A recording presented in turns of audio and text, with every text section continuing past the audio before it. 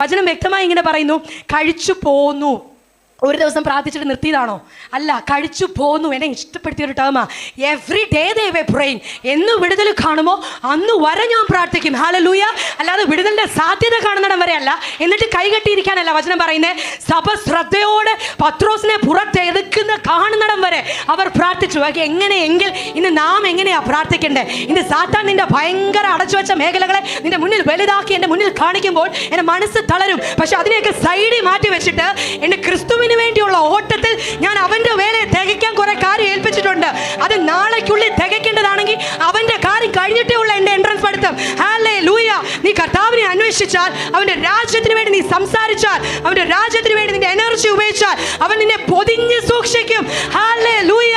ഇനി ഏത് വിഷയത്തിൽ ഭാരപ്പെടുന്ന ആളോടും ദൈവാത്മാവ് പറയുന്ന കാര്യം, നീ പ്രാർത്ഥന കഴിച്ചു പോര്. നീ പ്രാർത്ഥന നിർത്താതെ നീ ഇന്നും പ്രാർത്ഥിക്കണം. ശബ്ദ വിഷയത്തിന്റെ മേൽ നോക്കി നീ ഇന്നും പ്രാർത്ഥിക്കണം. എപ്പോഴാണ് ദൈവപ്രവൃത്തി എന്നറിയില്ല.